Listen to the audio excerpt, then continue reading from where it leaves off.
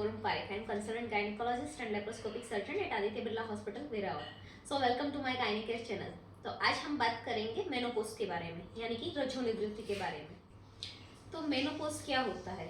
जब भी महिला को 1 साल तक मासिक नहीं आता तो उसको मेनोपॉज बोलते हैं, पर ये सडनली नहीं होता। जैसे कि हम ग्राफ में देख रहे हैं, ये जो है जब भी महिला 40 साल के आसपास पहुंचती है तो उसके पीरियड्स इरेगुलर होने लगते हैं, कभी ज़्यादा कभी कम आते हैं, कभी बीच बीच में स्पॉटिंग होने लगता है, और उसके बाद जो है कि मासिक जो है धीरे धीरे बंद हो जाता है, और बंद हो जाने के 1 साल के बाद जो का पीरियड है वो है पोस्ट मेनोपॉज।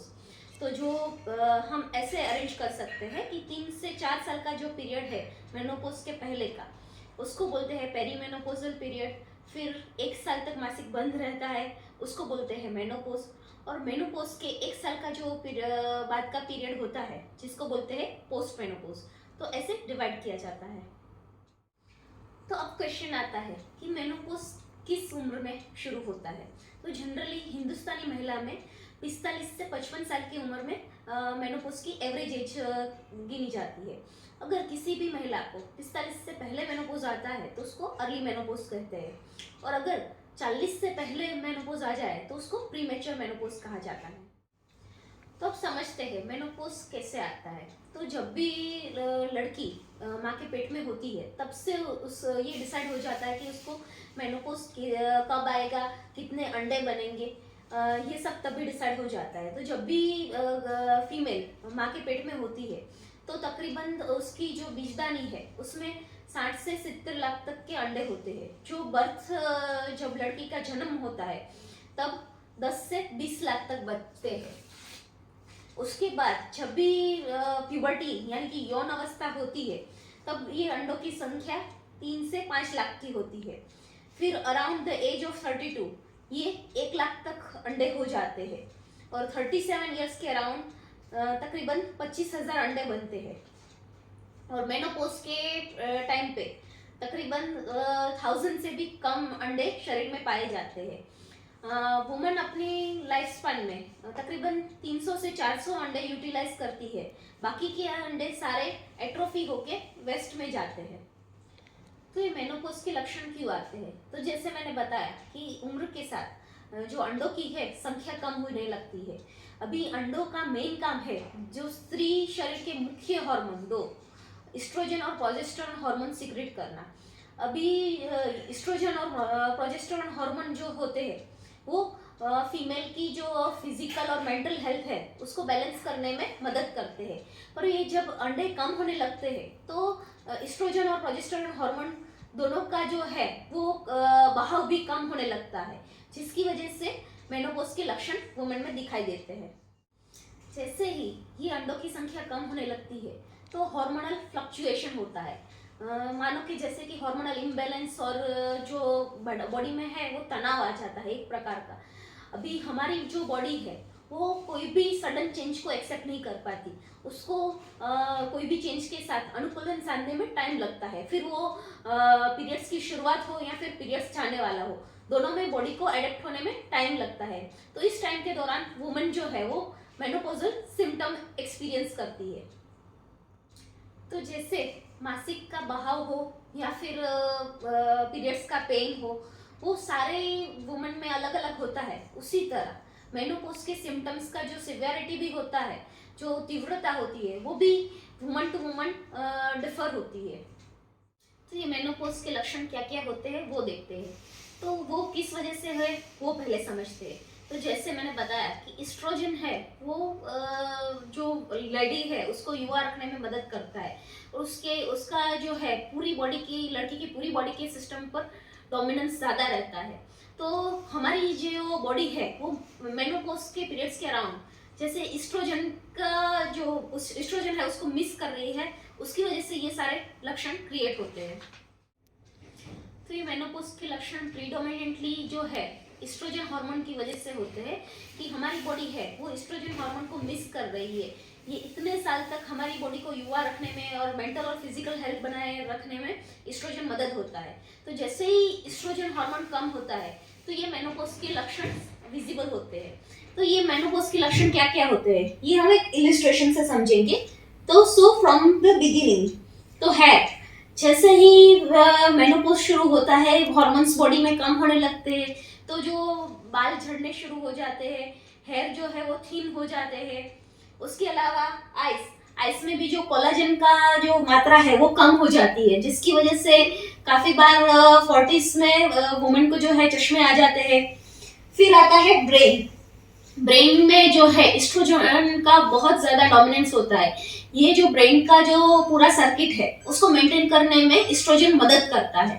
तो ब्रेन में क्या क्या इफेक्ट होती है वो जानते हैं। तो सबसे पहले मेमोरी लॉस, जो वुमन की याददाश्त है वो कमजोर होने लगती है, कि कहीं पे भी किचन में कुछ लेने गए और फिर क्या लेने आए थे वही भूल जाते हैं।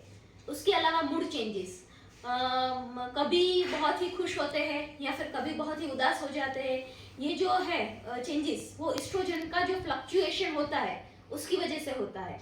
उसके अलावा चिड़चिड़ापन, कुछ भी छोटी छोटी बातों में रोने लग जाना, या फिर कोई माइनर थिंग है उसके ऊपर बहुत ही ज्यादा चिंता करना। उसके अलावा ये सारे जो साइकोलॉजिकल फीचर्स के साथ जो वुमन में जो स्लिप है, नींद की जो मात्रा है वो भी कम हो जाती है, कभी कभी नींद में से उठ जाती है। ये सारे लक्षण एस्ट्रोजन की कमी की वजह से देखने मिलते हैं। उसके अलावा होता है वाजोमोटर सिम्टम। ये वाजोमोटर सिम्टम्स क्या होते हैं? तो जो हमारा जो ब्रेन में जो टेम्परेचर कंट्रोल करता है उसके ऊपर एस्ट्रोजन का डोमिनेंस रहता है। ये जो है एस्ट्रोजन कम हो जाने की वजह से उसका जो डोमिनेंस है उसमें फ्लक्चुएशन आने लगता है। तो काफी बार वुमन को जैसे कि गर्म हवा आ रही है, एकदम से पसीना, बैठे हैं और पसीना छूट जाता है, फिर कभी कभी कभार रात को एकदम ठंडी लगने लगती है। ये सारा जो है टेम्परेचर रेगुलर का सेंटर जो है वो पूरा डिस्टर्ब हो जाता है, जिसकी वजह से ये सारे सिम्टम्स देखने को मिलते हैं। स्किन है, ब्रेस्ट है, जैसे मैंने बताया ये बॉडी के सारे स्ट्रक्चर को मेंटेन करने में स्किन है और मसल्स है, उसमें जो कोलाजन और इलास्टिन है जो है फर्मनेस जो है वो मेंटेन करता है। तो जैसे ही मेनोपॉज शुरू होता है तो बॉडी में कोलाजन और इलास्टिन की मात्रा कम हो जाती है, जिसकी वजह से स्किन में जो है झुर्रियां पड़ने लगती है, रिंकल्स होने लगती है। उसके अलावा स्किन ड्राई होने लगती है, इचिंग भी काफी बार उसको वुमेन को खुजली होने लगती है। और उसके अलावा जो ब्रेस्ट है जिसको कोलाजन का सपोर्ट चाहिए वो कम मिल नहीं पाता, जिसकी वजह से ब्रेस्ट सेगिंग मतलब कि ब्रेस्ट जो है वो लूज होने लगती है। फिर आता है हार्ट, यानी कि कार्डियोवास्कुलर सिस्टम, जो हृदय की सिस्टम है। वुमन को मेनोपॉज के पहले बहुत ही रेयर देखा जाता है कि उसको हार्ट अटैक की वो संभावना, जनरली मेल में हार्ट अटैक वुमन की कंपैरिजन में ज्यादा रहते हैं। पर जैसे ही मेनोपॉज आता है तो जो एस्ट्रोजन का जो है जो लिपिड मेटाबॉलिज्म पे जो प्रभुत्व होता है वो कम होने लगता है, जिसकी वजह से जो लोही की जो नसें है उसमें चर्बी के गड्ढे जमने लगते हैं, जिसको एथेरोस्क्लेरोसिस बोलता है। तो उसकी वजह से जो है हार्ट अटैक होने की संभावना बढ़ जाती है। उसके अलावा आता है मस्कुलोस्केलेटल सिस्टम, यानी कि हमारे मसल्स है, बोन्स है, वो सारे वीक होने लगते हैं। एस्ट्रोजन है वो हड्डी में कैल्शियम जमा करने का काम करता है। तो जब भी एस्ट्रोजन कम हो जाता है तो जो हड्डियां है वो वीक होने लगती है। और आप जैसे ही जानते होंगे कि ओल्ड एज की जो महिलाएं होती है उसमें जो है फ्रैक्चर का जो प्रमाण है वो बढ़ जाता है। उसके अलावा मसल में जो है कोलाजन और इलास्टिन कम हो जाता है, जिसकी वजह से लेडी को मसल पेन ज्यादा एक्सपीरियंस होता है, थोड़ा चले तो थक जाती है। ये सारे सिम्टम्स इसकी वजह से रहता है। उसके अलावा हमारे जो है प्राइवेट पार्ट जो है उसमें क्या क्या चेंजेस होते हैं? तो सबसे पहला यूरेथ्रा, यानी कि पेशाब करने की जगह है वो ड्राई हो जाती है, जिसकी वजह से जो संभावना है इन्फेक्शन की संभावना है वो बढ़ जाती है। उसके अलावा वहां पे खुजली भी बहुत ज्यादा बढ़ जाती है। और जो मसल सपोर्ट जो उसका है वो वीक हो जाता है, जिसकी वजह से काफी बार महिलाएं यूरिन को कंट्रोल नहीं कर पाती। और काफी बार जो है वो जैसे ही बाथरूम पे खड़ा है और कोई और चला गया तो 2 मिनट में जो यूरिन का कंट्रोल लॉस हो जाने की वजह से उसको पेशाब लीक होने लगता है। उसके अलावा जो वजाइना यानी कि योनि मार्ग है वो भी ड्राई होने लगता है। उसकी वजह से जो है कि महिला जब भी सेक्सुअल रिलेशन बनाती है तो उसको बहुत ज़्यादा पेन होने लगता है और उसका जो है सेक्स का ड्राइव है, सेक्स करने की इच्छा है, वो भी कम हो जाती है। उसके अलावा ड्राई वजाइना होने की वजह से उसको बार बार इन्फेक्शन का जो प्रमाण है वो भी बढ़ जाता है। उसके अलावा जैसे मैंने बताया कि जो मसल्स है पूरी बॉडी के वो पूरे लूज हो जाते हैं, जिसकी वजह से ओल्ड एज की जो महिलाएं हैं उसमें जो शरीर बाहर निकलना यानी कि प्रोलेप्स होता है उसकी संभावना बढ़ जाती है कि मासिक की जगह से कुछ बाहर निकल रहा है। तो यहाँ पे ये सिम्टम्स का जो है सेक्शन खत्म होता है। तो हम अगले वीडियो में बात करेंगे कि मेनोपॉज के दौरान क्या क्या लेडी को इन्वेस्टिगेशंस कराने चाहिए और उसका जो है ट्रीटमेंट के ऑप्शंस क्या क्या रहता है उसके बारे में डिस्कस करेंगे। So thank you all.